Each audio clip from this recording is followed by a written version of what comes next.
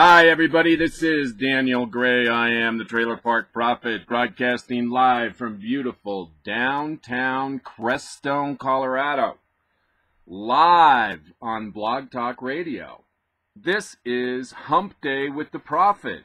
Oh my God, and it's New Year's. So happy New Year's to everybody.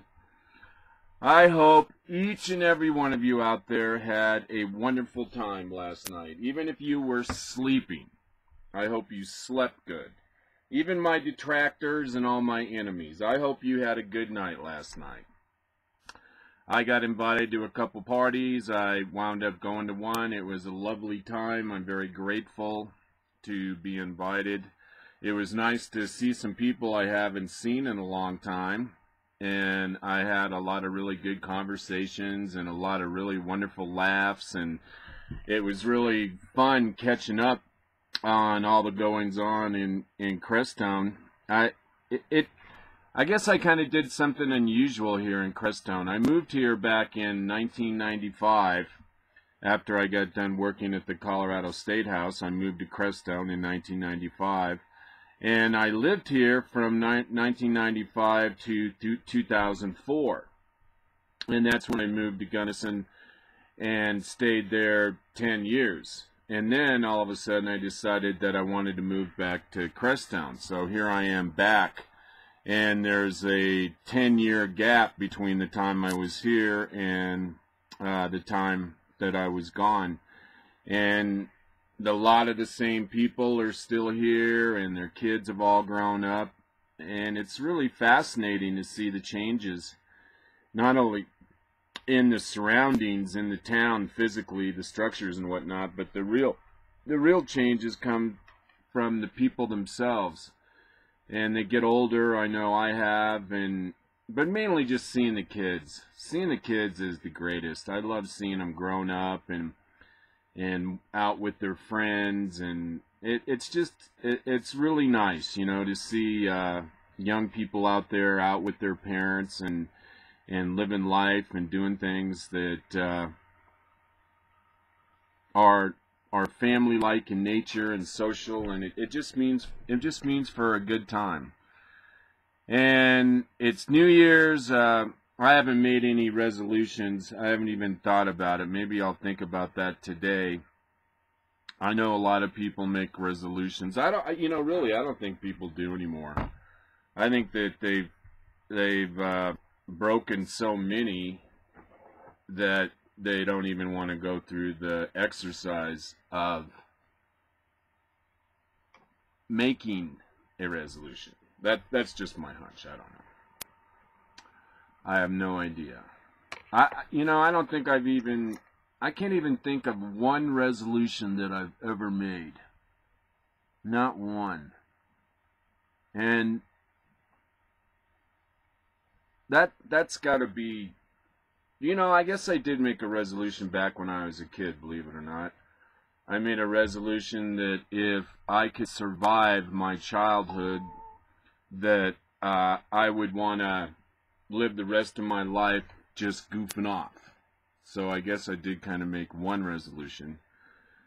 And anyway, enough of that. I'm glad the holidays are kind of over now and we can move on with our normal lives, if there is such a thing. Now all I have to do is endure Father's Day and Mother's Day, and I'm home free until Christmas. But this was a pretty good Christmas for me because I didn't suffer emotionally. When I became estranged from my family back in 1995, there were periods here in Crestone on Christmas and New Year's where I was really sad. I would go out and walk with my dog and my 4-pack oats, and at some point in time during the day, a lot of times on those annual walks, I would have a breakdown. I'd start crying, and I'd have to pull myself back together and realize that not everybody has a family, and that a lot of people that do have family are suffering. They're not happy with their family. They don't love the people. I mean, the people they love, they don't like, kind of situations that go on in families. And so there's a lot of heartache that goes along with being a part of the family or being part of any family. Where, you know, there are some people, though, they're just absolutely positively wonderful family people, and they love that life. I'm thinking of my friend Kelly Williams. He's a wonderful father and a wonderful grandfather and husband, and he's been true, and he has his own interest. He works hard, and he's just a overall wonderful person, and he loves that married lifestyle. He wants to have somebody in his life his whole life, and he's been able to do that, and in doing so, he's initiated into his siblings and their siblings a true sense of what a family is, and how a man should operate in the family, and how a family should take care of each other, and how to have joy in sharing each other's life. And it's obvious what Kelly's done, and many of you across the fruited plain have done, is create these wonderful environments for kids. And I guess every day is Parents' Day, because the most important aspect to a child's rearing is that of a parent. Second, people say, is a teacher. All right, let's move on. Enough of that. All right, the first story today. I thought this was a really interesting story. Maybe I want to back up here a little bit. You know, I'm on this. It's like a Facebook page. You know, it's for invite only, and no, I'm not going to do that story. Forget it. That's a nothing story. Never mind. Never mind. All right, I saw this story on PGTV. This is actually a pretty decent story, or actually PJ Media, and they come up with a lot of really interesting stuff, and they have a beautiful website. It's called PJ Media, and I thought this was a real intriguing headline. It says, "The Enigma of Obama," and this was written actually on the 31st of December. And you can go to my Facebook page and you can look at this picture. It's a black and white picture of President Obama, and he's taking a bite of fries, and he has a styrofoam cup in front of him, and he's looking off into the wilderness. It's a good shot, that's for sure. It says here, "Put me down in the Roger Simon camp on this one without wandering into birther territory or the inconclusive musings of Jerome Croce. Who the heck is this guy really?" Speaking of Obama. "To put it bluntly, nobody knows nothing about the President of the United States, aka the leader of the free world. And what little we do know is highly uninformative and often contradictory.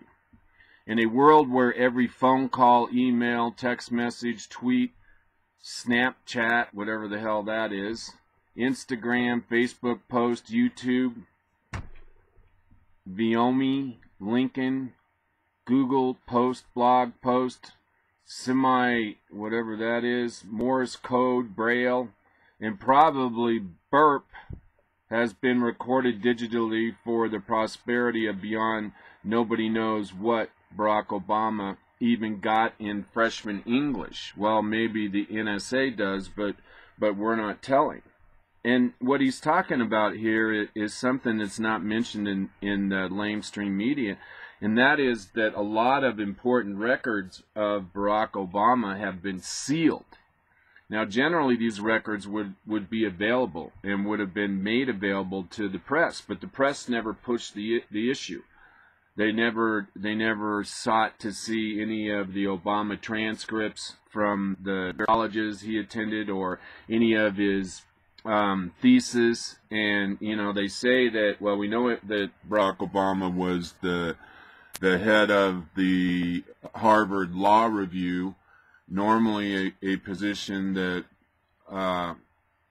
that individual would write, and we'd have an opportunity to read those writings. Nothing like that from Obama. We don't have any of his papers or anything of that nature, or when he went to school and whether or not he actually did because it's in question about whether or not Barack Obama actually attended, is it Columbia? No, Oxford. I think it's Oxford, that there's absolutely no record of Barack Obama having attended Oxford, and they can't even find anybody that, during the time Obama says he went there, they can't even find anybody that had Barack Obama in a class. Now, that's pretty unusual. Or a professor. Unless that's all like a misinformation trying to slander the president, but I just really don't think it is. And this goes on to say, does it matter? Asking the question, does it matter that we don't know about Barack Obama's past? He says, I don't know. And that's the point. In an administration that once proclaimed that it would be the most transparent like no other, but now has lied like no other, one can only guess. Obama's unseen college and graduate school records, Occidental and Columbia and Harvard Law, are only one part of the mystery of the shrouded president. Another is the Kalaya tape. I don't even know what this is. It's spelled Khalidi, the Kaladi tape. It's possible anti-Israel contents locked in a vault at the LA Times, but those academic records are certainly a significant part. Oh, now I remember a little bit about this. Has there been a modern presidential candidate about whom we know less than the former Barry Soetoro? And a lot of you people out there don't realize that Barack Obama was adopted by this guy, Mr. Soetoro, in Indonesia, and changed Barack Obama's name from Barack Hussein Obama to Barry Soetoro, Soetoro, just like it sounds, Soetoro. Other than what we're told about himself in Dreams from My Father, a book proven even by sympathetic biographers to be filled with fabrications, a man one step removed from his own life, according to Davis Marassis. Anyone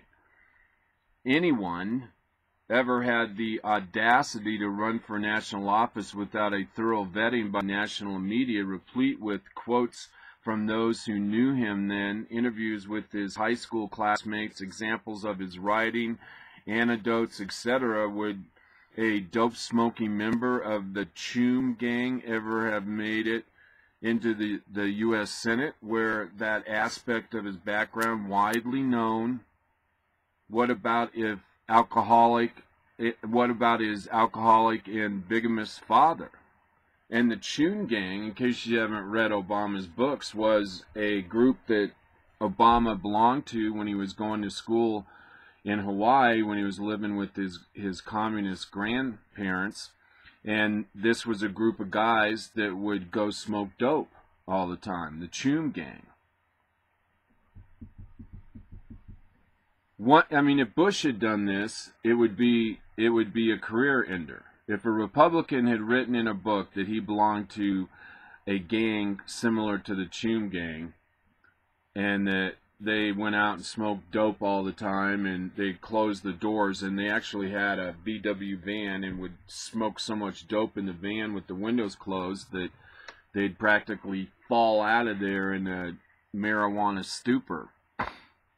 Had that been a Republican candidate for president, that would have been made light of, and every human on the planet would have known about that. But most people in America have no idea about the Choom gang and a lot of other stuff, really.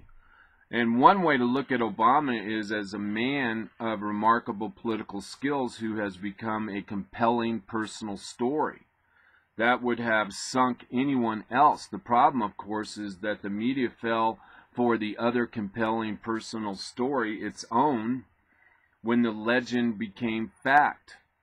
Goes the famous line from the man who shot Liberty Valance. Print the legend. And boy, did they ever. And Rogers' concerns focuses largely on the hidden academic transcripts, but I think we all have pretty fair idea of what that might show. A kid of average intellect and self-admittedly poor work habits, someone who attended Harvard Law with Obama described him to me years ago, just after he made his famous speech at the 2004 convention, as a lazy, arrogant, entitled. End of quote. A judgment that seems to have withstood the test of time. I mean, who watches this much television? Yet, in a few quiet moments, this president seeks not to escape to the delicious backstabbing of the Real Housewives or the frivolity of the singing teenagers on Glee. By his own accounts, Mr. Obama is drawn to his spare time to shows like HBO, Game of Thrones, and Boardwalk Empire, the kind of heavy, darkly rendered television that echoes the sadness and strife that made up so much of his workday. These days, when Mr. Obama retreats to the White House residence after a long day on the other end of the colonnade, he is working his way through the DVD box set of AMC Breaking Bad, the award-winning TV drama about a drug-dealing high school teacher. The show just ended after 5 seasons, but the president is way behind and frequently reminds those around him not to give anything away. Friends say Mr. Obama is also keenly awaiting the new season of the Netflix show House of Cards. I don't even know any of these shows, which starkly depicts a dysfunctional Washington, a theme that must seem all too familiar. At a meeting of technology executives last week, Mr. Obama jokingly lamented his own inability to maneuver the halls of Congress in the way of Kevin Spacey's character, Frank Underwood. Now that's just positively,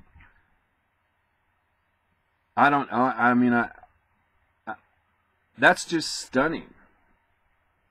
That's a stunning revelation here. I mean, it looks like the president, in a way, is living his life as fiction. He's comparing his own reality to a fictional character, Frank Underwood. I don't know why. I find that rather revealing, disturbing. And that's not the first time he's made those kind of connections either. But wait, there's more. But for Mr. Obama, Breaking Bad and the House of Cards are hardly the exceptions to what has become a clear pattern. Mr. Obama is also a devotee of Showtime's Homeland, which offers a eerie, familiar mirror to the president's own foreign policy adventures: terrorism, Iranian nuclear negotiations, drone strikes, and an intelligence agency struggling for legitimacy with Congress and the American people. Now that's kind of an irony. And the list of heavies continues. Mr. Obama has told people he is a big fan of Game of Thrones. I got to find out more about this. And a brutal imaging of the wars in medieval Europe. He has raved about Boardwalk Empire and ITV's Downtown Abbey, the two period of dramas that document the angst, the difficulties that people face during those times. And he has worked his way through DVDs and AMC's Smoldering Mad Men, telling friends that the character of Peggy Olson, oh my God, has given him insight into what it must have been like for his strong-willed grandmother in a world dominated by men. Holy mackerel. That's a hell of a thing to admit. Then there's HBO's The Wire, which Mr. Obama has repeatedly called one of the greatest shows of all time. I don't know any of these. Seems like the president has a lot of time to watch TV. This would be an amazing amount of boob tubery for anybody, but the President of the United States, I suppose, if your definition of office is to give a speech now and then almost anything else can be delegated to. say Valerie Jarrett, but back to Roger's question. More important, why hasn't the press asked him why he does not release his transcript? Has even one of those hard-hitting reporters in the White House press room ever denied to inquire even once? No. Or have they been too afraid to ask? I think they've been told they better not ask or they're going to lose their White House press pass. That's a rhetorical question, I know. The real question is, why are they afraid to ask about his college transcript? And why are they afraid to ask about when did he change his name back to Barack Hussein Obama? We can assume that some of the afraid because they fear the answer, if a true one were eventually forthcoming, would humiliate him, that it would run counter to the narrative they had told themselves and others, since all the probability early adolescence, a massive lie would be unmasked in which they had aided and abetted in the telling. The press at the end of 2013 is a remarkable moment, or is at a remarkable moment. It may be, we don't know yet, that the unreported story of 2103 and 5 years previous may finally be reported in 2014. I think they meant to say 2003.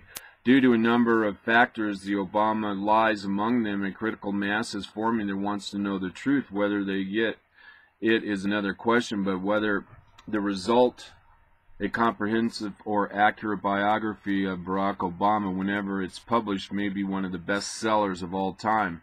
I, for one, would certainly be anxious to read it, and so would I. And I have a feeling after this administration finally ends that there's going to be a lot of defection amongst the Obama camp, and there's going to be some real barn-burning books that are written. But everyone now has to kind of cool their heels and keep their head down. Let's see here. Oh my God, here's some more news. I meant to report on this. This is actually out there, and it's in this article. Let's see. No, that's not it. All right, that's in another story. All right, what time is it? 1:23. All right, hey, let's see if we have any callers. By the way, if you'd like to call into the program, you can do so, by dialing 646-716-8506. Again, that's 646-716-8506. Thanks a lot for being here. This is, of course, Daniel Gray. I am the Trailer Park Prophet, broadcasting live from beautiful downtown Crestone, Colorado on Blog Talk Radio. This is Hump Day with the Prophet.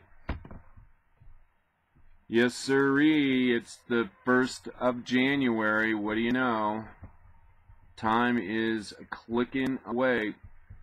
All right, now here's another story I found on CNBC, which is the business channel. And by the way, it is a great channel, a great way to learn about business. It's very interesting. This story, Katie Little, and the headline is Fast Food CEO, How Government Regulation is Driving Us Abroad. And this guy is from Carl's Jr. hamburger joint, sort of upscale hamburger joint. And they have a bunch of stores, of course, in the United States. And they've also expanded to China and Turkey. And this guy writes, he goes, in China, customers don't order French fries. They're su tao. In Turkey, they're called pastes. And in Russia, you would ask for a tartuffe fry. At any rate, this guy, his name is Andy Putster, and he's the CEO of CKE Restaurants, the parent company of Hardee's. And Carl's Jr. should know his company is expanding rapidly abroad due to higher potential outside the U.S., which is hampered by what he sees as too much government regulations. He says it's difficult to open in the U.S., but we love the U.S. and continue to fight the good fight to open restaurants and create jobs. Putzler said, it's just that the government is making it hard for us to build those restaurants. Over the last 3 years, Hardee's and Carl's Jr. opened more restaurants internationally than in their own backyard. At first, he added, CKE now operates restaurants in over 40 countries.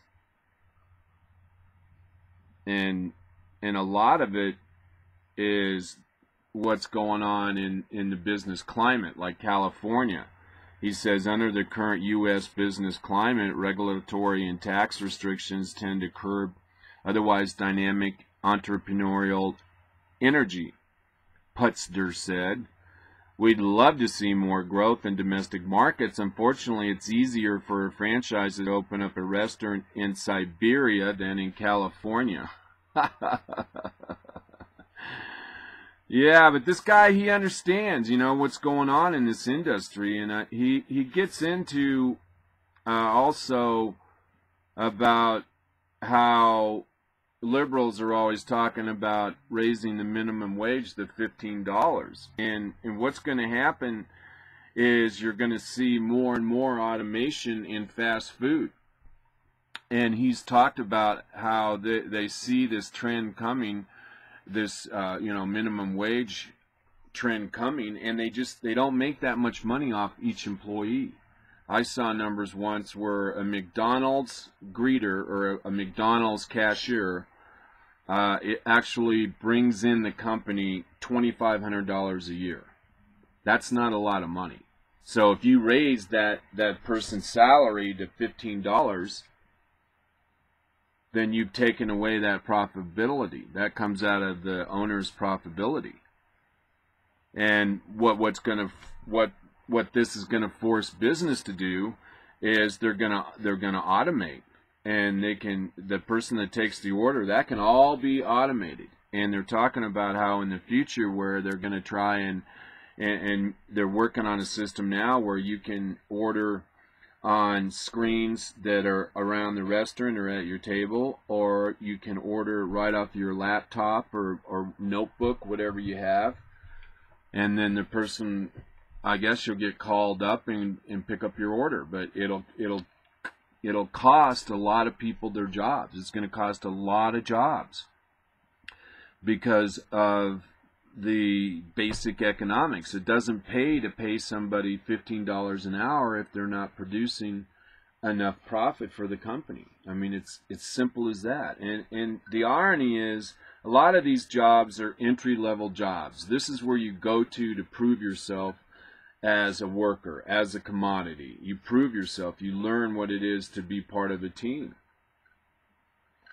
And you're taking that opportunity from a lot of young people who see these fast food restaurant jobs as entry-level jobs. And it's just sad that progressive socialists can't get their mind around that concept. They're so focused in on what they consider social justice that they can't understand, why it is that somebody can't work at a fast food restaurant and have a so-called livable wage. I mean, they bring emotion into it, but it shouldn't be. I mean, I know emotion is a way to motivate people, and the progressive socialist movement uses it all the time, turns everything into an emotional issue and then divides us. You're either with us or you're against us. They're generally E over I, emotion over intellect, but that's how progressive socialists work. All right. But it's just ironic that the policies of the progressive socialists end up hurting the people they're trying to help. That's the big sadness. All right, this story is from MSNBC. This is kind of a weird story, and it got a lot of attention over the weekend. All right, let me see here. And basically what this story is about, this is another story from MSNBC, and one of the black hosts, her name is, we've had her on the show before, Melissa Harris Perry. She's, you know, she's half black or something, I don't know. She's not very dark skinned. At any rate, she's one of the commentators on MSNBC, and they were making light of the fact that the Romney family, that one of the members of the Romney family had adopted a black kid. And they said some really horrific things about this white family adopting a black kid. And the little black kid was, we could see the black kid in a family portrait, and the little guy was sitting on Mitt Romney's knee. But these people just got incredulous that this white family had a black kid in it. And I thought I had, I don't know where this story, I thought I had this all queued up here, but I can't seem to. Okay, here. It says, I was on MSNBC at the time when this happened. I said, don't trust what the, no, this is another story. This is the Fukushima story. Somehow the Fukushima story got switched with the Romney story. And this is all on, this is in the computer. This isn't me. So actually we do have the Fukushima. All right. Well then, you know, let's go ahead and listen to this. This is kind of scary. You know, this story about Fukushima keeps popping up. And in case you forgot, Fukushima was a nuclear power plant that had a meltdown recently, a couple years ago. And there's a lot of rogue stories out there that there's a lot of nuclear material that got released. And we even did a story here recently on the Japanese government, this is from their media, said that they were going to build a wall in the ocean around Fukushima. And this wall was going to be a refrigerated wall. So that, I mean, I get, and that leads you to believe, well, why would it be refrigerated? And it was, and there's no other answer than to cool down the water that's leaking, or that is getting nuclear material leaked into it. And we've reported before that there's a lot of stories out there that this Fukushima disaster is a lot worse than what people are saying. And I even mentioned that my friend Hawaiian Rob had sent me private communiques through Facebook, you know, on the private part, and sent me all of these postings, or several postings, about what was going on at the Fukushima site. And I read them, and they were horrible. And they confirmed my worst fears, that the Japanese weren't able to contain the nuclear material in their containment vessels, and that material had leaked out, despite what the press had said. And those stories that Hawaiian Rob had sent to me have been scrubbed from my Facebook account. I can't find them in my private little communication in Facebook. I can't find it. They're gone. All right, hey, let's listen to this. This is a little YouTube video. It's not too long, and it's talking about what's going on at Fukushima. And I think this is a fairly recent video, and we'll just listen to it together, see what's on there. I just think this is a big story, and I just have a really bad feeling that perhaps something's wrong. And I read another story today, too, that this CNN reporter was told by his bosses not to mention Fukushima and how deep the disaster actually is. Because remember, the Summer Olympics are going to be in Fukushima. Or not in Fukushima, but they're going to be in Japan. I think it's, yeah, I believe it's the Summer Olympics are going to be, I know they're going to be in Japan. I can't remember if it's the Summer Olympics or what the deal is. If this year or not. I need to look into that. But at any rate, they're going to be held in Japan, and I believe it's this year, but I'll have to see. And it was a concern whether or not it was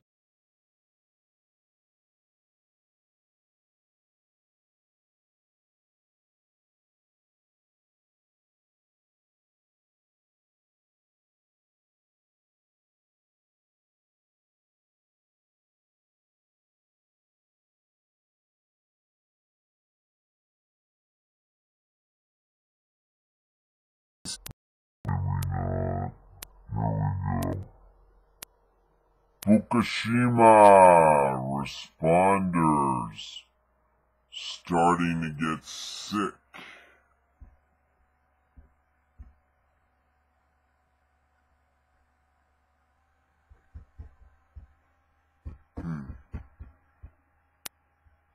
Some of the first responders in Japan after the tsunami and earthquake are now developing serious health issues because of the Fukushima nuclear reactor. So some of the ailments that members of our own Navy are suffering from right now include cancer, thyroid disease, and uterine bleeding. One person by...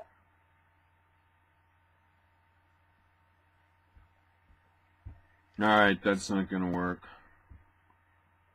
All right, we're going to can that story. If it don't work, it don't work. Okay, let's see. Yeah, moving on. Oh, and my friend weighed in on the Fukushima plant, and he said the secret is too big to tell right now. The ones in the know are already preparing. And he's talking about the Fukushima disaster. He's been on this story. He's found a lot of stuff that is rather mind-blowing. Like I said, he sent it to me, and there's reports out there now that the radiation from the Fukushima nuclear power plant has gotten in the ocean, and now they're finding elements of nuclear material in California. Unbelievable. Let's see here. 10 worst regulations of 2013. In case you didn't know, I guess the federal government has passed an additional 40,000 brand new laws that come into effect on 2014 as of today. There's 20,000. No, wait, I think it's more than that. Might be more than 20,000. Might be 40,000. Yeah, there's 40,000 brand new laws that take effect in 2014. 40,000. And ignorance of the law is no excuse. You guys have a lot of homework to do out there. You need to find out what the hell's going on. But I got a list of the 10 worst regulations of 2013 here. This comes by way of the Foundry. Of course, is a product of the Heritage people, and they put together a list of the 10 worst new laws. Of course, number one is failed health mandates finalized early in 2013. These rules, a key part of Obamacare health insurance scheme, imposed coverage requirements for individual health insurance policies. Requires services for all policies range from maternity care, regardless of sex, to substance abuse treatment, to pediatric care, even if you are childless. The mandate famously caused millions of Americans to lose their insurance policies despite presidential assurances that if you like your plan, you can keep your plan. For that, it earns our recognition as the worst rule of 2013. And I think you're going to see a lot more Democratic defections in 2014 away from Obamacare, and more Democrats that are up for re-election distancing themselves from the president. And I have a very strong feeling that 2014 is going to be a really ugly year for campaigning. I have a feeling that the progressive socialists feel like 2014 is not going to be a good election cycle for them, and I think they're already decided that they're going to adopt a tack of just viciousness, and they're going to try and blame their bad economy on past Republican administrations. But I have a feeling that it's just going to get ugly. It's going to get absolutely ugly. I mean, the Democrats are going to be saying that the Republicans are responsible for every ailment on the planet, and that they're just a bunch of insensitive boobs that want poor people to end up starving on the streets. I mean, it's just going to get so vicious and mean. Now, it's going to be epic. Absolutely epic. And I honestly, again, I know that the Democrats are feeling the pain. And you can kind of tell. There's another story we could do today. The president, in his weekly address, asked the press not to pay too much attention to polls. And that speaks volumes, that the president's own internal polling is telling them that things are not going to get better in 2014. And then, of course, the public polls are gonna back that up, and the president is forewarning the press that they shouldn't pay too much attention to polls all of a sudden. And it's almost like the president making a directive to the state media, which in a way, the media is the statists, the ones that want to see more government. They benefit, they do, the lamestream media, from more government. And of course, they're ideologically predisposed to want to see more government. But the point is that it's just going to get brutal. Absolutely, positively brutal. You're going to see the most brutal campaign cycle of your life. And I'm telling you, I'm looking in my plastic crystal ball, and I just know what I'm talking about. And in case you forgot, my name is Daniel Gray. I am the Trailer Park Prophet, and we're broadcasting live on Blog Talk Radio. This is Hump Day with the Prophet. And we're broadcasting live from Crestone, Colorado. And if you'd like to call into the show today, that would be like super groovy, man. You can do so by dialing 646-716-8506. Again, that's 646-716-8506. And, well, let's go back to do this. And I gotta do an advertisement. All right, number 2 of the worst new laws of 2013. Number 2, finance for lawyers. This is really bad news. The 900-plus page Volcker Rule, adopted by 5 separate financial regulatory agencies in early December, limits bank proprietary trading, meaning trades on their own accounts rather than on behalf of clients. That's actually a good thing. For 3 years, the rule was stalled as regulators tried to separate undesirable speculation from economically essential investment. It's still doubtful they got it right. What it does do is create a boom for lawyers in the inevitable litigation to follow.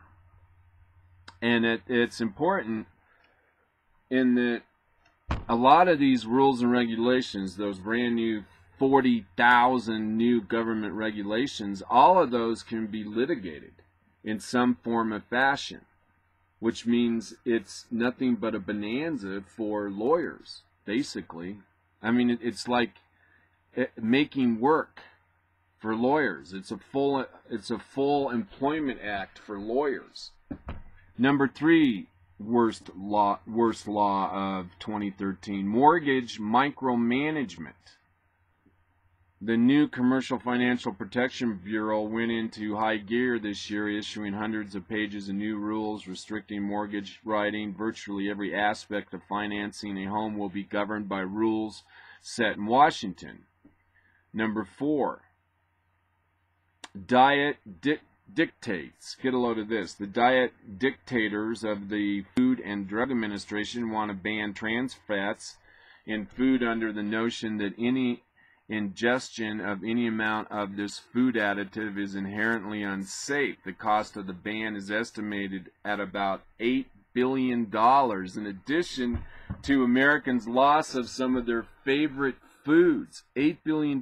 Just think of the amount of jobs lost. that's going to be a lot of jobs. So here again, we have a progressive socialist through their over-regulation of the economy causing people to lose their jobs. And what about carbon inflation? This is number 5.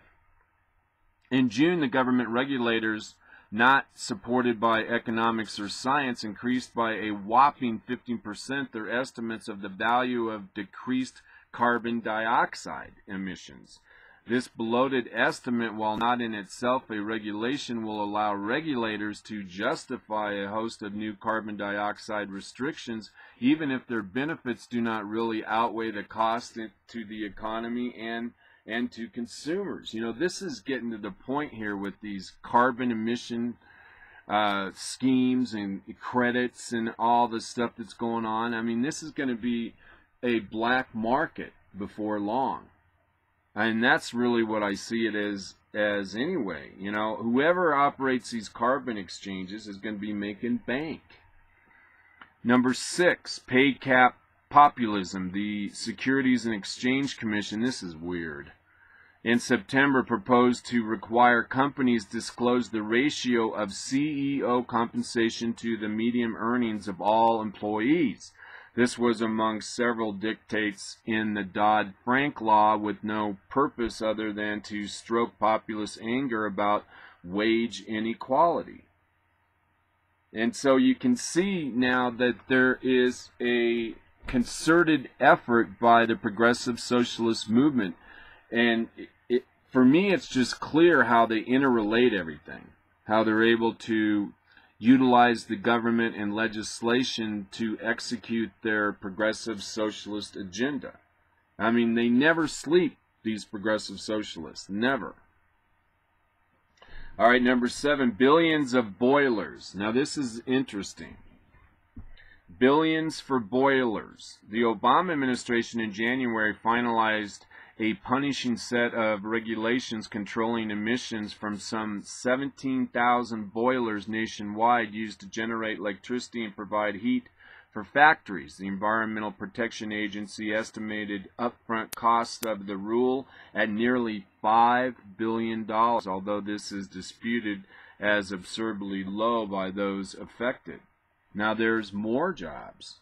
17 boilers nationwide. I mean, the Boilermakers Union, they're going to lose jobs. Number 8, mail mandates. The U.S. Postal Service is hardly known for its efficiency. Part of the reason is that the government-owned enterprise operates under strict limits imposed by Congress. Thus, for instance, plans this spring to move to a 5-day per week delivery were blocked by congressional rules. No wonder the U.S. Postal Service is losing loads of money and putting taxpayers at risk. So obviously, progressive socialists don't care about private jobs loss, but they do care about unproductive government jobs being kept. Now this is weird. I mean, I put this on the weird scale at about 8. And this is number 9 of one of the 10 worst laws passed in 2013. Genetic testing gag order. In early December, the Food and Drug Administration ordered a company called 23andMe to stop marketing its home genetic testing kits. There was nothing unsafe about the product. The FDA simply says that the test might not be accurate and could prompt other unnecessary medical testing. Surely that is a decision Americans can make for themselves.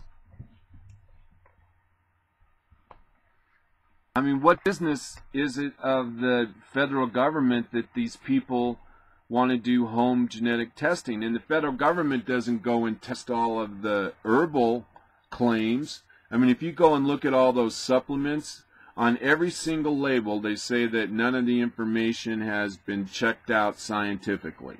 So the whole vitamin industry is a big hoax and they won't do anything to give good information to the people about vitamins, and that's because the vitamin industry has some of the most potent, powerful lobbyists that keep the federal government from researching all of these vitamins and being able to tell the public if they actually do what they say they're going to do. And then the other thing too, which is kind of weird, why I'm on this, is that there's more and more reports coming out that these vitamins actually are bad for people, that they back up people's livers and kidneys, and that they're not meant to be in the human body, and that they're causing people problems. I mean, there's one account, this lady losing her hair, and you know, I mean, there's awful, horrible thing. I mean, if your liver's gunked up with vitamins, people have a right to know that, but they don't. They don't know what's going on with vitamins because the vitamin industry makes sure Congress doesn't allow the Food and Drug Administration to do a proper scientific analysis. I mean, it's really insanity. And here are these you know, home genetic test kits. You know, what's the problem? It's just amazing that the government thinks they can come in and tell somebody that they can't provide a good or service if they can't actually point out what's wrong with that good or service. I mean, the notion that this 23andMe home genetic testing kit might cause or prompt unnecessary medical testing, so what? And what that tells me also is that these kits probably can tell if you have a likelihood of contracting one disease or another. I mean, wouldn't you want to act on that information? I mean, the real test should be whether or not this 23andMe can actually accurately test what they claim they're testing for in these home genetic testing kits. I mean, that should be the concern of the Food and Drug Administration, not that it might prompt somebody to get unnecessary medical testing. It's just unbelievable. I mean, what a nanny state. And number 10, I have no idea. It says forced flacking of Christmas trees. In its latest version of the $1 trillion farm bill, the House approved a provision to require the Department of Agriculture to impose a tax of 15 cents on every fresh Christmas tree to fund a promotional campaign for the industry. This is a reincarnation of a program by the USDA, wanted to impose in 2011, scotched as a result of public outcry, scorched. And, you know, this is funny. I remember when this came up last year, and this idea of taxing every individual tree and then using that money to promote Christmas trees. The Christmas tree people can do that on their own. They don't need to have the government involved. And here again, you would have all these bureaucrats and their retirement and their health care and their offices and their desks and their cars and yada, yada, yada, yada. And that all costs money. That all costs money. And it just creates more government jobs. I mean, do you think your government has too much to do if they're worried about promoting the sale of Christmas trees? I mean, for me, that sounds like a government that's got way too much on their plate. All right, it's 1:55. Again, this is January 1st. And I just can't believe it. God, I'm so glad that 2013 is over. I just had a regular ass kicking over 2013. Man, with all my physical stuff and losing my job at Quizby, I was really stressed out, I'll tell you what. And here's one of those little funny postings. It's a picture of Kanye West and Kim Kardashian. They're together, looking smashing. And it says here, if Kanye and Kim were both drowning and you only had time to save one, what kind of sandwich would you make?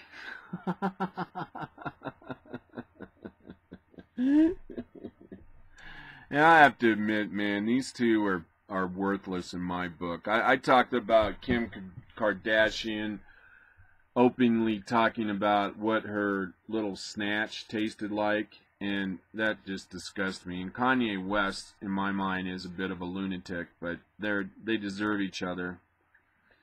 And this one guy, Jeffrey Fox, says, I drive to the nearest Subway and have them make it.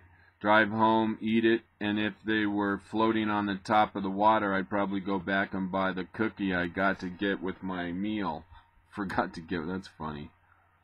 People are so creative. Alright, here we go. Now, let's see if we can do this. Maybe if I kill this. Now, this is a pretty interesting video, and this is in regard to the new laws that take effect in the USA during 2014, and this is a pretty good interview. I listened to it before the show, and this guy, I'm trying to remember his name, this other guy's Berkowitz, but at any rate, just give it a listen. It's pretty good. This is from CNN. All right, come on, Alan Berkowitz, and the reporter's name escapes me right now.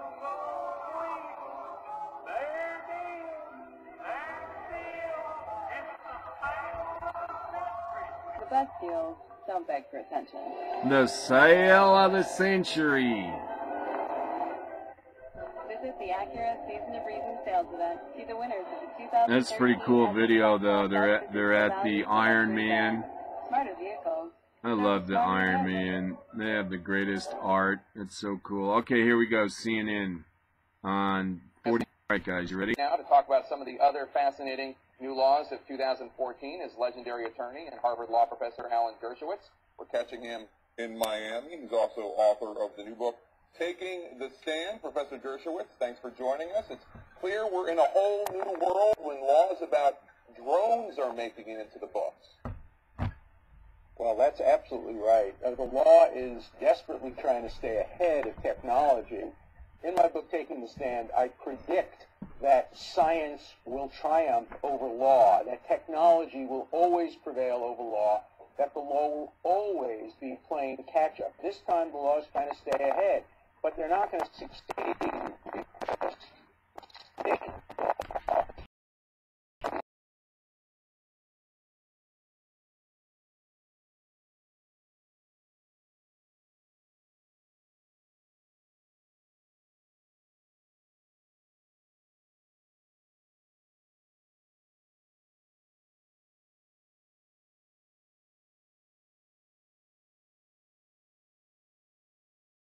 And I don't think state laws regulating drones will be upheld as constitutional. Even though it's not state legislation, do you think...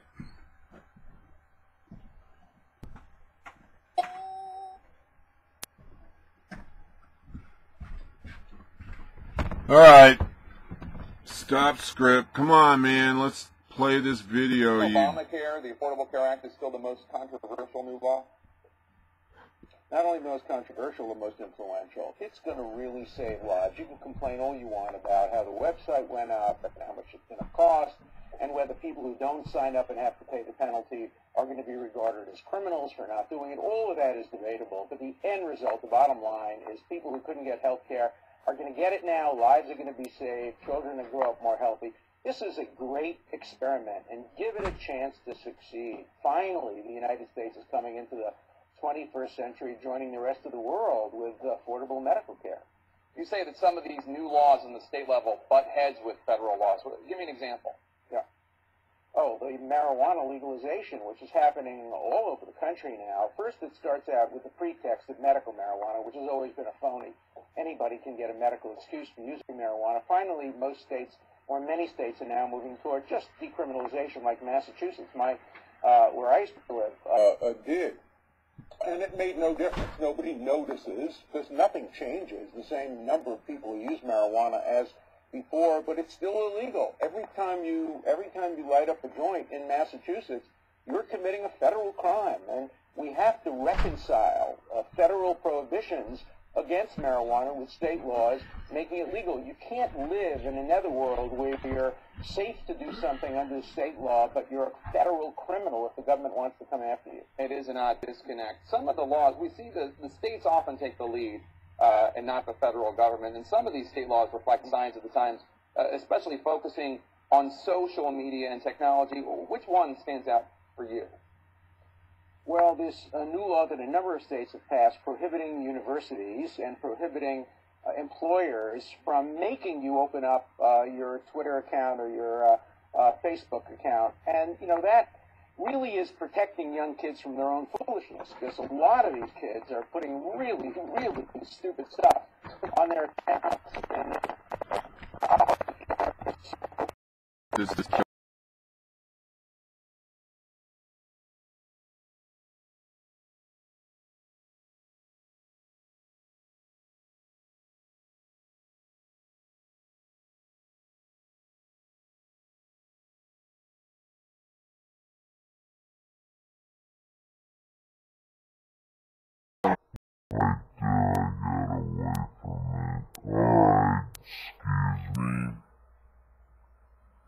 I gotta remember to download these beforehand. That was a nightmare. Sorry about that. Here we go. Oh, here's the... Maybe I can get this story here. This was a story I was talking about earlier about how the MSNBC broadcasters were making fun of the Romney family because they had a black kid. And here's some of the details. Hopefully, let's see if I can get this to post. Update. MSNBC host Melissa Harris Perry apologized Tuesday for the remarks she made about Mitt Romney's adopted grandson. You can read more about it here. The CNN host Don Lemon is not giving MSNBC a pass for mocking Mitt Romney's family photo, which featured his adopted black grandson. MSNBC host Melissa Harris Perry and her panel apparently thought the black child being pictured alongside the white family was hysterical. See our original story here. Lemon argued that there would have been plenty of outrage if Fox News host had put the same exact segment and even slammed MSNBC as an echo chamber that doesn't allow any kind of diversity of opinion. If someone on Fox said one of these things is not like the other to a black baby in a white family, what do you think would happen? Lemon asked. Mark Lamont Hill, that's actually Dr. Mark Lamont Hill. And Hill argued that the MSNBC panel didn't make fun of the baby, but rather Romney and the Republican Party. He said it wasn't the best joke, but also wasn't inappropriate. Really? Lemon then set his sights on MSNBC as the network, saying former Mitt Romney advisor Stuart Stevens had a point when he called the network, quote, a club where the smug can go to exchange hateful opinions and reassure each other it's acceptable. Now I want to read the quote though. Where's the actual quote of Melissa Harris Perry? We have the video, but I'm having such a bad video day I don't even want to try. Here's the original story. Let's see if we can find the actual language of Melissa Harris Perry. Let's see. It's kind of, it's an uncomfortable thing about, really. I would have been careful had I been on the air about making any judgments about a white family adopting a black kid. It's a beautiful little baby. He's sitting on, or she, oh yeah, it'd be a she. She's sitting on Mitt Romney's knee. I mean, she looks like she's like 18, no, like 6, 7 months old. It's quite a picture. Let's see, during a caption, the photo segment in the Melissa Harris Perry show centering around awkward family photos. and the most talked about pictures of 2013, the host asked her guest to caption a Romney family photo that has this black adopted baby. Quote, this one, it says, this was one that really a lot of people had emotions about, this baby picture this year, she said. Immediately after seeing the photo, guest and actress Pia Glenn said in a sing-song voice, one of these things is not like the other. One of these things just isn't the same. Harris Perry and her guests, including radio show host Jamie Kilstein, the Daily Beast Dean Ardenholland, and comedian Jody Gold, found Glenn's joke irresistibly funny. Quote, and isn't he the most gorgeous? My goal is that in 2040, the biggest thing of the year will be the wedding between Kiran Rami and Northwest.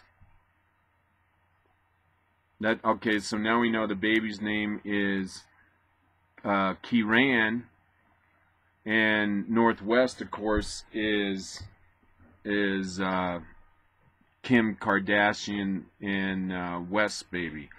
Harris Perry said, referring to Kanye West and Kim Kardashian's baby daughter, can you imagine Mitt Romney and Kanye West as in-laws? Quote, I think this picture is great.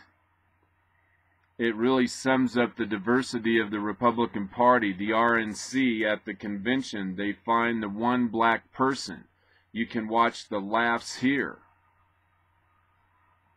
Yeah, okay, let's see if this will play. I want to see this in action. That was really written poorly, that text. I got this from The Blaze, and generally things are written a little bit better, but I guess, you know, when you're doing a transcript of a spoken show, you got to take what you get. You know what, I got a feeling I'm going to regret this. Why am I trying another video when I'm having a bad video day?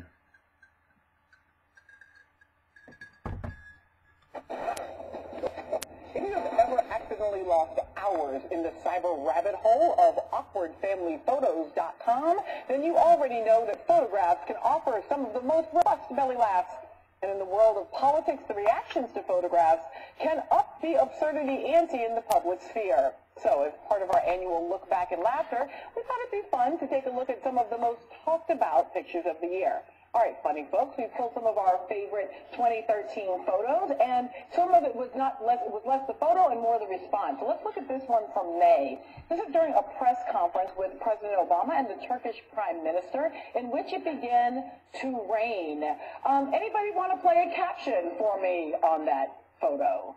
Picture of the president with the Marine holding an umbrella for him. Absolutely nuts about this picture. There was this suggestion somehow that President Obama was misusing the Marines for having them hold. It looks like a scene from a Broadway show on some uniform. He's like holding his arm out. Yes, misusing the Marines is sending them to bomb countries that are not a threat to us, not using their umbrella. I think if a guy's holding an umbrella, that's a fantastic use for a Marine. And I would much rather Marines get umbrellas than being shipped over to other countries. That's just me ruining another bit. That was a really long action, but I liked it. The Marine, it just looks to me as if he's trapped in thought of what do I do next? Do I hold his hand? Right. Cover his head myself? Like it on a metal from this? I feel like they're going to go waltz now. All right, so we have another one that just became one of our favorites. This was another world leader moment with President Obama, and in this case, one of his dear friends, Russian President Vladimir Putin. And this picture and this body language, if you want to see the caption on this one,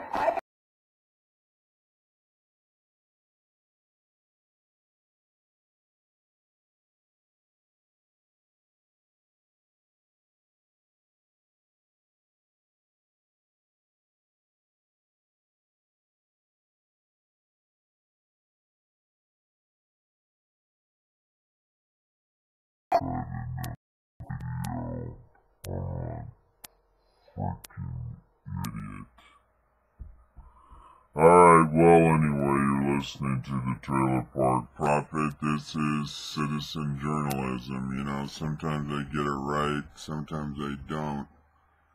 And obviously this is not a good day to be playing videos. Sorry about that. I don't know why.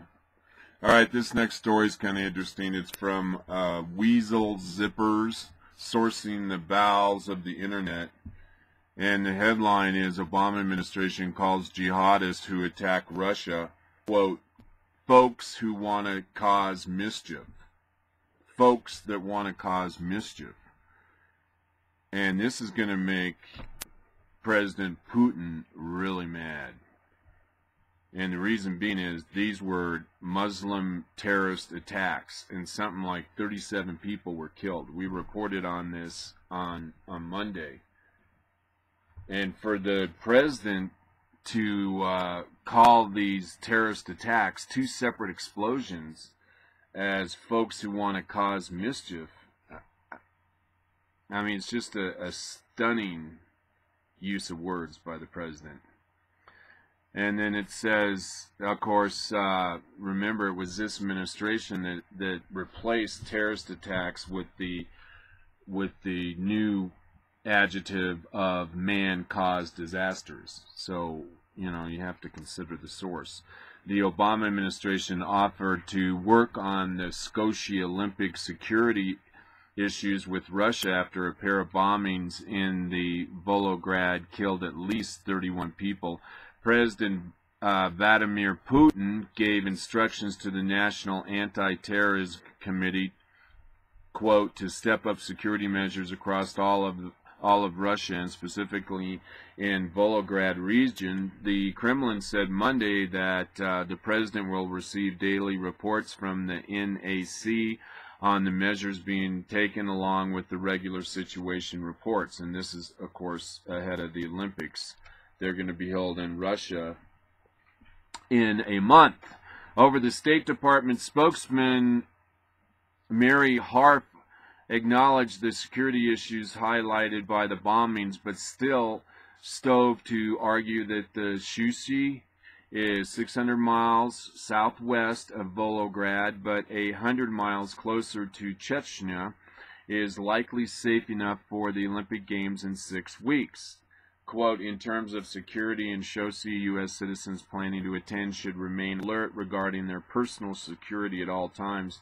I think our security experts have said that criminal activity in Sochi is similar to other cities of comparable size. Obviously, major events such as the Olympic Games are an opportunity for thieves or for other folks who want to cause mischief.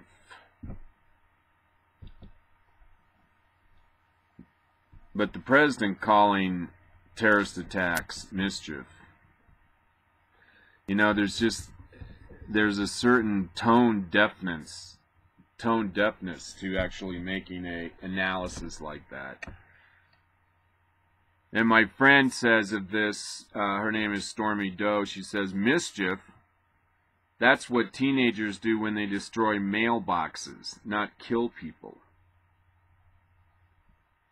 Oh, this is kind of an interesting story coming out of Denver, talking about the new pot shops. And now pot is legal in Colorado, at least in the counties and municipalities that allowed for it.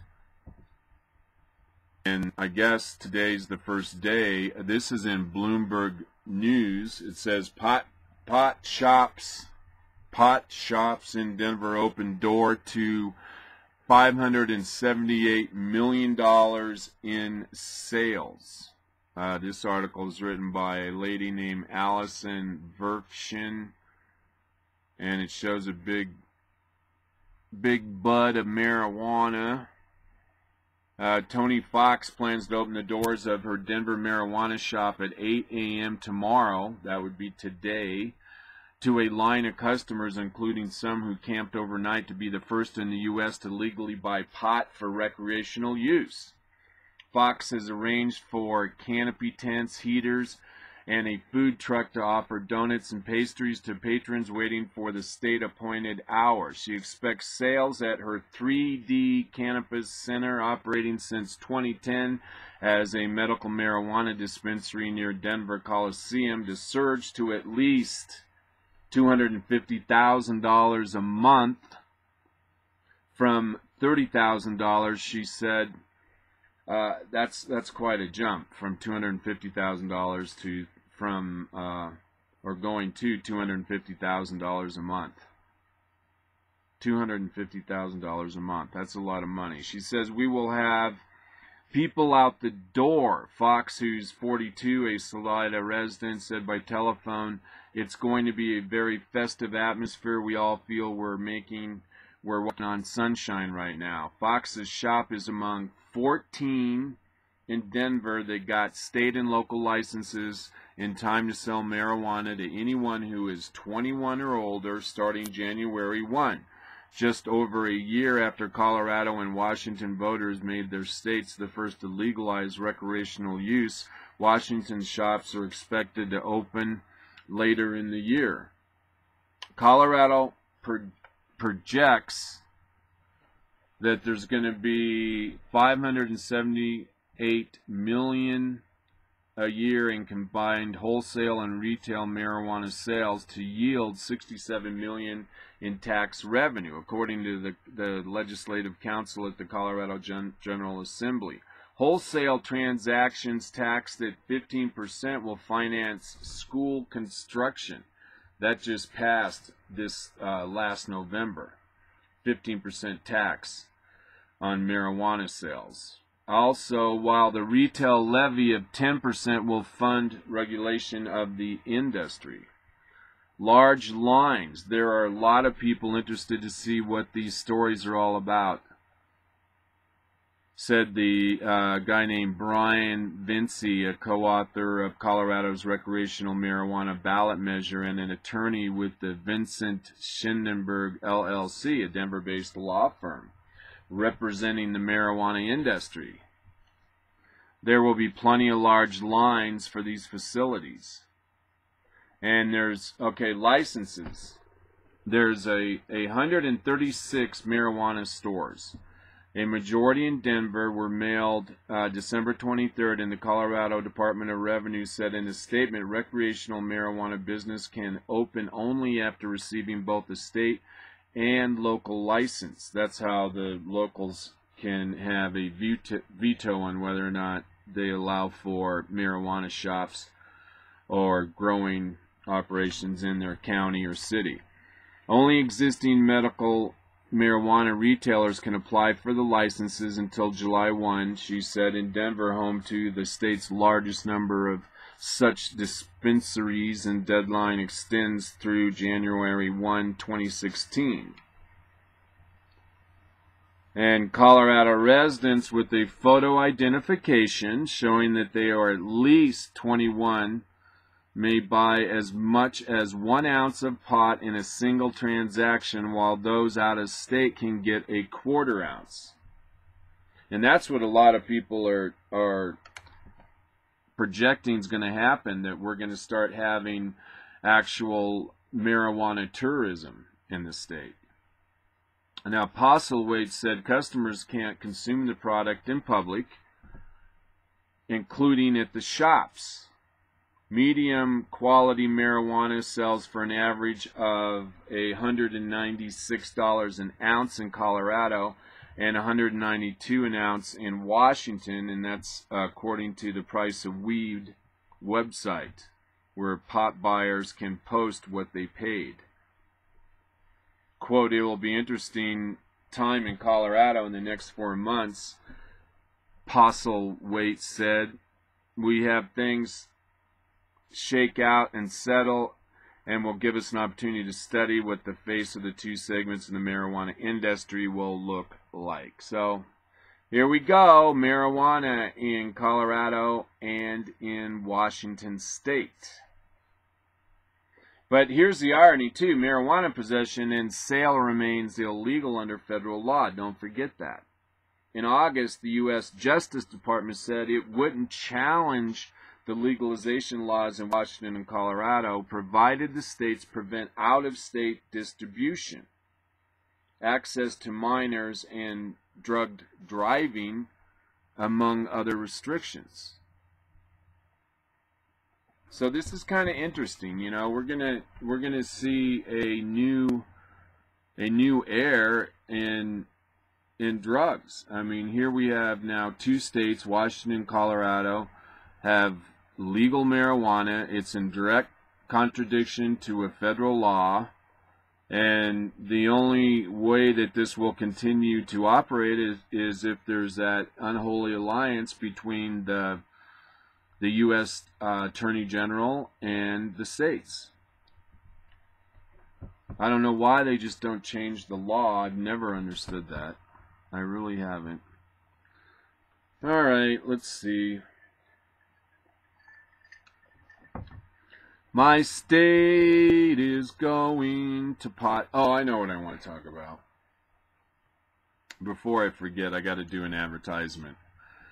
I know this is citizen journalism, but I still have to make a living, so you guys have to endure a request that if you happen to know somebody out there who is single, I'm mainly talking about a male, and you know someone would maybe like to meet somebody from a foreign country, I want you to tell them about the Trailer Park Prophet Love Connection. This is an opportunity for you to help your friend or your relative and tell them about a service that provides introductions to tens of thousands of women all across the planet.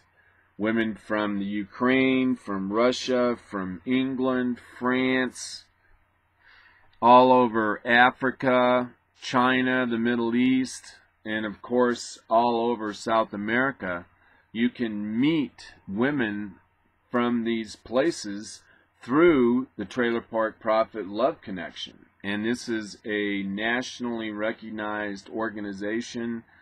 We have references. We can provide travel, accommodations. We put on parties all across the globe just for these get-togethers. So you can go online and you can find some women that you like at one of these places that's going to be holding a special event, and you can get to know some of these girls before you go there, and that could be the reason why you decide to go to this country, because you started corresponding with this woman through the Trailer Park Prophet Love Connection, and then you go and you meet her in the flesh, and there's nothing more exciting than meeting somebody for the first time that you've had some sort of electronic relationship with. So it's a lot of fun, and a lot of guys have met women and brought them back to the United States and are happy, and the women are happy to be here. They like the American culture, and they're more devoted to the man than the average American woman, and some men like that. And it's an opportunity for cultures to get to know each other, and it's always a good thing to be traveling. So think about somebody you know in your life and just mention to them that the Trailer Park Prophet Love Connection is there for them 24 hours a day. All right, let's see. Here's something I wrote I thought was kind of funny. It said, "Sometimes the key to life is what you miss out on. And anyways, the party goes on with or without you." I thought that was kind of good. I got some compliments, a lot of likes. And then Holly C. Strong wrote, she says, "The key to life does not exist. You are the key. It all depends on which way you turn it." And, you know, she's right. I was just trying to be kind of funny. All right, now, here's this story. I mentioned this earlier on in the program about how President Putin of Russia reacted to the bombings in Sochi, Russia. And here, this comes from the Telegraph, and this was posted, I don't see the date. Anyway, the headline reads, Vladimir Putin vows total annihilation of the terrorists after the Volgograd bombings. Russian president vows relentless pursuit of those behind the suicide attack as city begins to bury the dead. So President Putin, you know, he's mad. And it shows him in the hospital visiting one of the injured. Oh, okay, this was written actually yesterday, or posted by Ronald Oliphant. It says Vladimir Putin has vowed to pursue terrorists to their total annihilation, and I can't say that word. In other words, until he wipes them, kills them. In the first public comments since the Volgograd suicide bombings. In his traditional New Year's Eve address, which was broadcast at midnight from the Far East city of Khabarovsk at 5 p.m. in Moscow, he praised the Russians' unity in the face of both terrorism and natural disasters and promised to continue the unrelenting fight against the bombers. Now here's the quote. In the past year, we have faced problems and serious challenges, including the inhuman terror attacks in the Volgograd and the unprecedented disasters in the Far East, he said. Now, this is important because now Vladimir, after that whole deal over Syria and Obama, has established himself, or it's obvious by this quote that the President Putin does want to establish himself as a power broker in the Middle East. Okay, he goes on to say, he says, Dear friends, this is President Putin again from Russia. He says, Dear friends, we bow our heads in memory of the victims of these terrible attacks. We will strongly and decisively continue the battle against terrorism until their total annihilation, he said.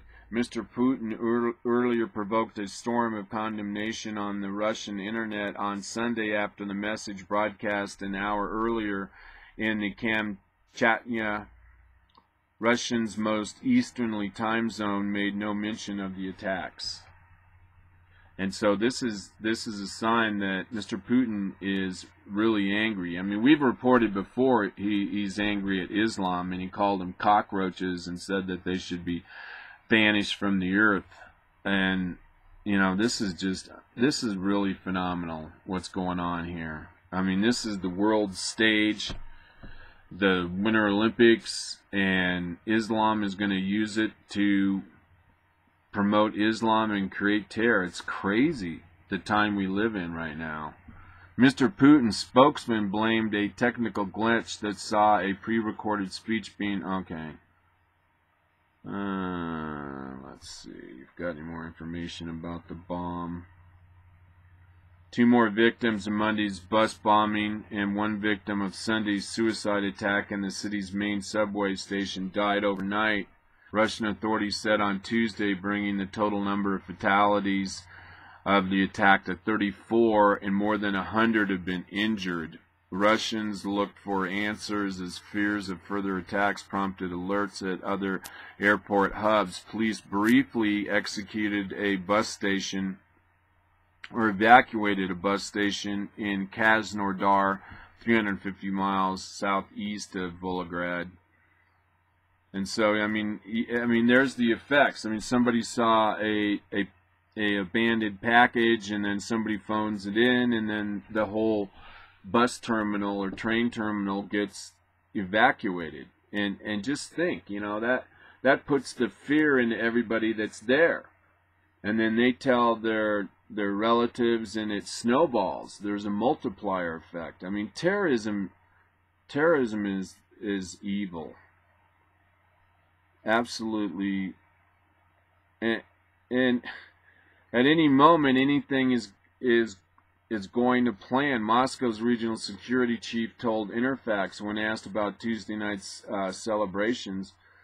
All right, well, enough of that. I mean, it looks like that the FBI is involved in these Russian bombings. That's kind of interesting. And that they're looking for DA DNA samples of the suicide bombers' bodies. Can you imagine what a grim task that would be?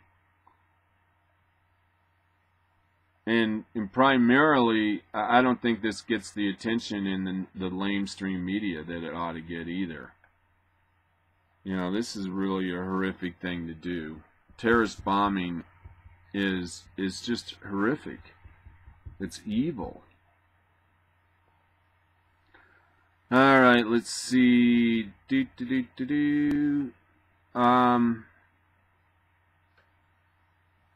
A lot of people were talking about how the New York Times came out and gave a candy-coated presentation of their take on what happened in Benghazi on 9/11/2012. And a lot of people are making a big deal about the New York Times trying to smooth over what actually happened in Benghazi.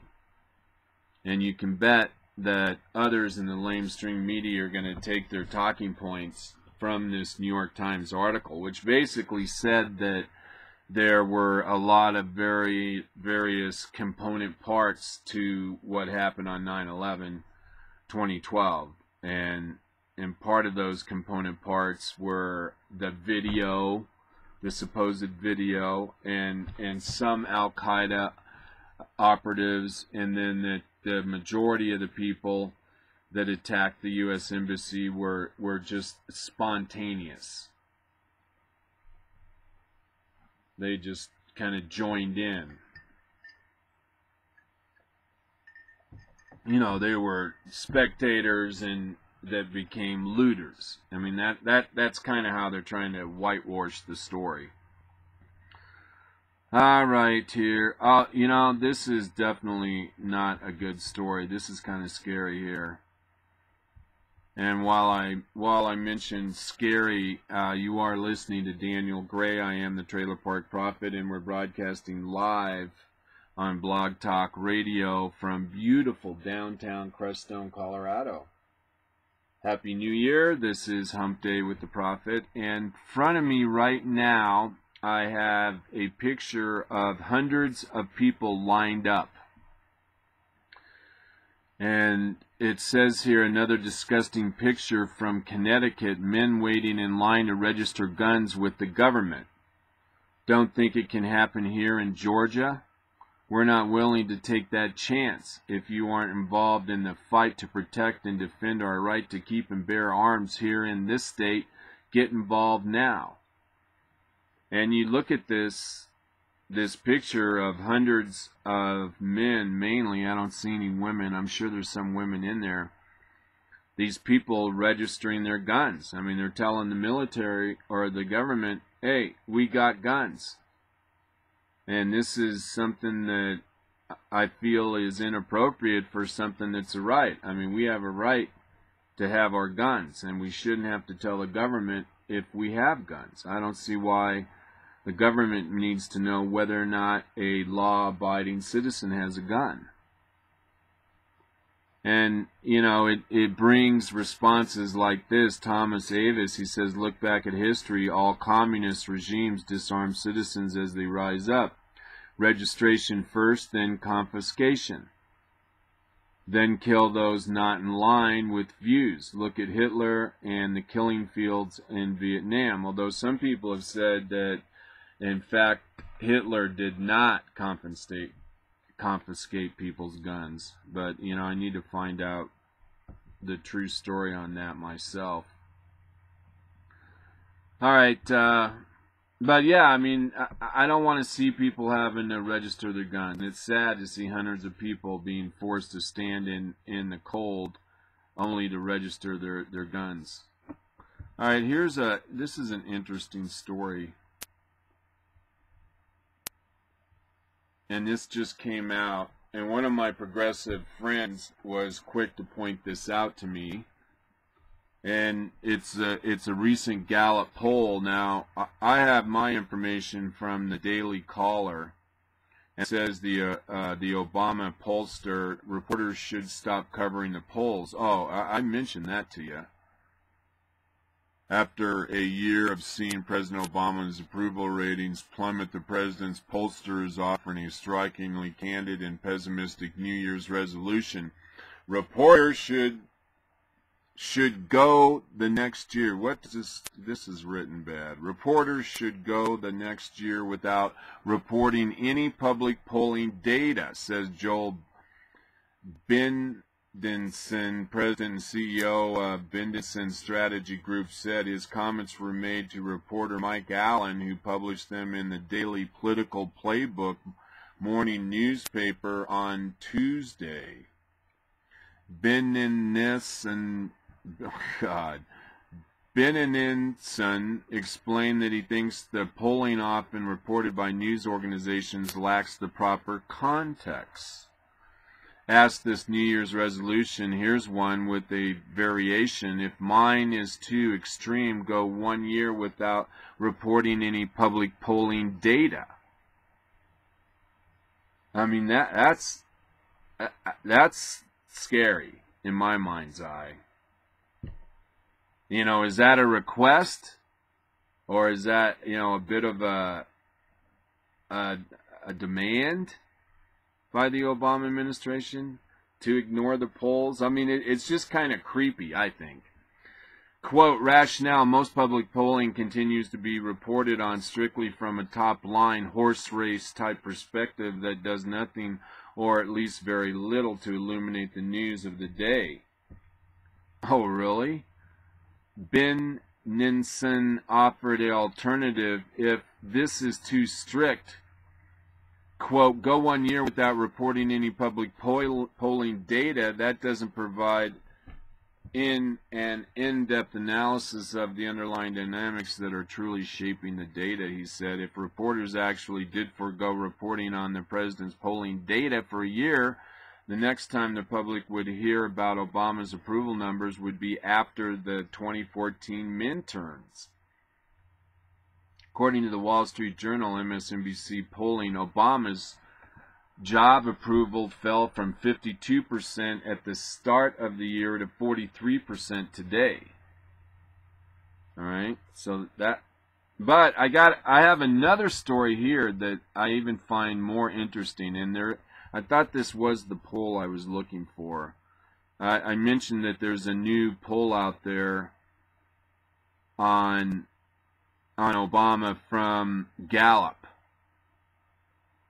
and it really is interesting what Gallup found. And what they found was, here I'm looking for the article, but I'll tell you what they found.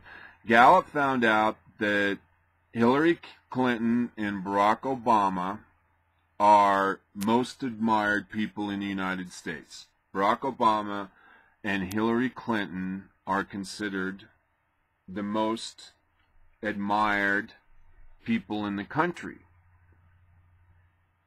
And on the other hand, the polling suggests that Obama is not doing a very good job, that his job performance is bad. And so you look at those two contrasting polls, one about admiration and then the other about performance, and you can see, or you can make a case that the people that disagree with President Barack Obama's policies are doing so not because he's black. And that's proven by the numbers that say that, hey, look, we admire President Obama, those numbers are high, but on the other hand, we don't like the job he's doing. His job performance is low. So if the detractors of Obama were truly racist, then they wouldn't admire the president. You see what I'm saying here? The two don't exactly line up. In fact, they prove something different. That people like the president, they admire the president, but they think he's just doing a bad job. And it has nothing to do with racism, as the progressive socialist and our president would want you to believe. It doesn't have anything to do with racism. They just don't think he's doing a very good job. All right, let's see. If you want to call into the show, you can do so. Just dial 646-716-8506. Again, if you'd like to talk to the Prophet. In the last 15 minutes of the program, on the 1st of January 2014, you can do so. All you got to do is dial 646-716-8506. You're listening to the Trailer Park Prophet. My name is Daniel Gray, broadcasting live on Blog Talk Radio from beautiful downtown Crestone, Colorado. Baby. All right, let's see here. What else do I got here? I'm looking for that one story. Oh, well, you know, here's this story again. And this is the story I keep bringing up about Egypt and how the Egyptian government has actually filed indictments against several Obama administration officials, mainly Secretary of State Hillary Clinton. Now, this does come from Godfather Politics, but it says on July 3rd of this year, Egyptian military led by General Abdel Fattah al-Sisi seized control of the country and promptly arrested President Mohamed Morsi and many others of the Muslim Brotherhood leaders. And, of course, we've talked about this story a lot. And in the ensuing months since the military coup, which I believe was in July, the new regime is wasting no time bringing members of the Muslim Brotherhood to trial. So far, 45 supporters of Morsi and the Muslim Brotherhood have been sentenced to 5 years in prison for opening fire on soldiers during riots last month that took place in the Suez. 3 others were sentenced to 15 years and 1 received a life sentence. Some news reports have claimed that 11 of Morsi's supporters received life sentences, but those reports have not been verified. In addition to the sentencing of Morsi's supporters, Egyptian courts have ordered the shutdown of AHRA 25 TV, a Muslim Brotherhood station, and Mubashir Miser station, which is an affiliate of Al Jazeera. Remember that Al Gore is one of the parties who purchased and is running Al Jazeera here in the U.S. I mean, you can't make this stuff up. But I want to get to the part that I found most interesting here that involves President Obama. It says, why isn't the Egyptian court seeking... Okay, this guy's just lamenting why isn't the criminal court going after President Obama, when in fact they're going after President Obama's brother. Remember, we reported on that, and they also indicted Hillary Clinton. And so there's really nothing new in this article. I thought I read something in this article earlier that I wanted to share with you, but I mean, just basically the point I'm making is that more and more people are reporting on this Egyptian story. And I know, I mean, I can't say for certain it's real, obviously, but it's just one of those stories that's really intriguing. It might be fiction, but I mean, anyone that would take a chance and condemn this administration in such a fashion is taking a risk. Let's see here. I think I mentioned this maybe on Friday about how the Chamber of Commerce, oh, that's right, maybe it was Monday, that the Chamber of Commerce is working against the Tea Party. The Chamber of Commerce is working against the Tea Party.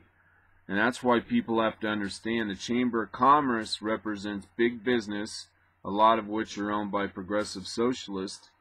And the other organization that I mentioned is the independent, or the National Association of Independent Businessmen. They represent the little businesses that actually provide 80% of the jobs out there.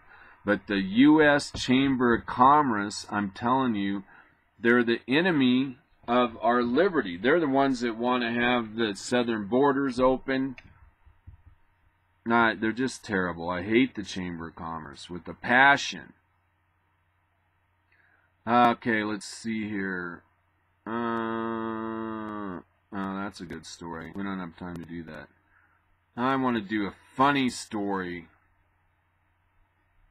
Wouldn't that be great? Oh, okay. Maybe I'm at the end of the line here. I'm at the end of the line.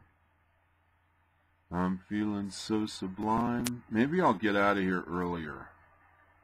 Do you guys mind if I take off a little bit earlier? Although I feel like there's one story. Okay, I want to do that story. I would love to do one more story. But you know what? I think I'm just going to get on out of here. I'm going to quit a little bit earlier. I hope you don't mind. All right, everybody.